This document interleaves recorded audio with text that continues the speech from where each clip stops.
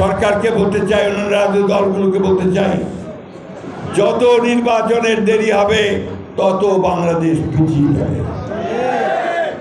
বিনিয়োগ আসবে না, ইনভেস্টমেন্ট হবে না, আমার ছেলেদের জব অপরচুনিটিস তৈরি হবে না, আমার মায়েরা মেয়েরা আরো বেশি নিরাপত্তা হারাবে, মবক্রেসি আরো বাড়বে, জুডিশিয়াল সিস্টেম ভেঙে পড়বে, আইন শৃঙ্খলা পরিস্থিতি ভেঙে পড়বে। সেই জন্য দরকার একটা নির্বাচিত সরকার, যে সরকারের পেছনে মানুষ আছে, যে সরকারের পেছনে জনসমর্থন আছে। বন্ধুগণ, সবসময় মনে রাখবেন যে নির্বাচিত সরকারের চাইতে শক্তিশালী কোনো সরকার হতে পারে না। আমি ধন্যবাদ জানাতে চাই আমাদের অন্তর্বর্তীকালীন সরকারের প্রধান উপদেষ্টা প্রফেসর ডক্টর ইউনূসকে, যে তিনি আমাদের নেতা জনাব তারেক রহমানের সঙ্গে লন্ডনে কথা বলে 26শে ফেব্রুয়ারি মাসের মাঝামাঝি সময়ে নির্বাচনের একটা সময় ঠিক করেছেন, তাই না? আর আপনাদের দায়িত্ব কি? আপনাদের দায়িত্ব কি? খালি নিজেরা ঝগড়া করবেন? এখন ওই নির্বাচনের জন্য প্রস্তুতি নেন। সেই নির্বাচনের প্রস্তুতিটা কি? মানুষের মধ্যে ভালোবাসা তৈরি করেন।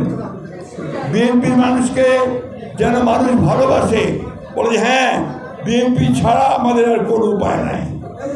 এই জিনিসটাকে আমাদেরকে তৈরি করতে হবে এবং সেই জন্য আপনারা কম ত্যাগ স্বীকার করেন না। আমি জানি এই সিলেটে অসংখ্য মানুষের মিথ্যা মামলা আছে, এখনো প্রত্যাহার হয়নি। আমি জানি এই সিলেটে অসংখ্য আমার ছেলেরা, আমার নেতারা, তারা মামলা খেয়েছে, তারা কারাগারে গেছে, জেলে গেছে, অনেকের সংসার নষ্ট হয়ে গেছে, ব্যবসা নষ্ট হয়ে গেছে। স্বপ্ন তো আমাদের একটা আছে, সেই স্বপ্ন হচ্ছে যে আমরা একটা নতুন বাংলাদেশ করব যেখানে এই সমস্ত অন্যায়।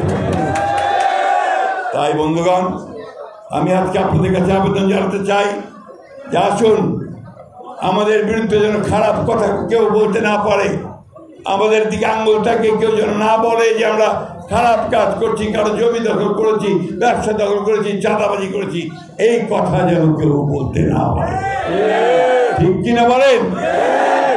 সবাইকে আমাদেরকে ঐক্যবদ্ধ, আমাদেরকে আমাদের নেতা তারেক রহমান সাহেব, আমাদের নেত্রী দেশনেত্রী বেগম খালেদা জিয়া আমাদেরকে যে ইঙ্গিত দিয়েছেন, যে পথ দেখিয়েছেন, যে নির্দেশ দিয়েছেন, এগিয়ে চলো সামনের দিকে, জয় আমাদের সুনিশ্চিত, জয় আমাদের সুনিশ্চিত ইনশাআল্লাহ। আবারও আমি সিলেটের নেতৃবৃন্দকে ধন্যবাদ জানাতে চাই যে তারা আজকে এই সভাটাকে আয়োজন করে সুযোগ করে দিয়েছেন আপনাদের সঙ্গে আমাদের মিলিত হবার। সময়টা খুব খারাপ, দুপুর বেলা, প্রচণ্ড গরম, সবাই একেবারে সিদ্ধ হয়ে যাচ্ছেন, কিন্তু তারপরও একটা তো সুযোগ হলো কথা বলার, তাই না?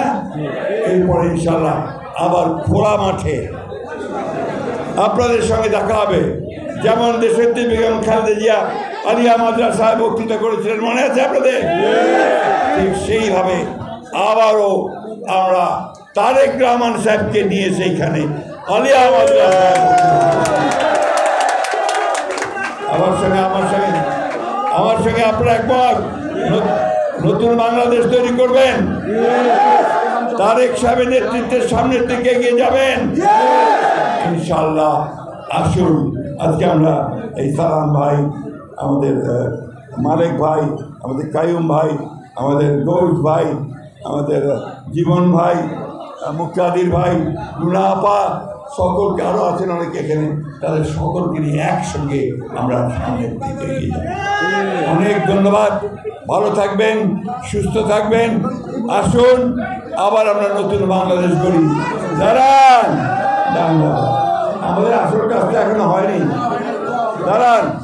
এখন তো আমাদের আসল যেটা দোয়া, আমাদের শহীদ প্রেসিডেন্ট জিয়া রহমান সাহেবের জন্য দোয়া, আমাদের দেশ নেত্রী বেগম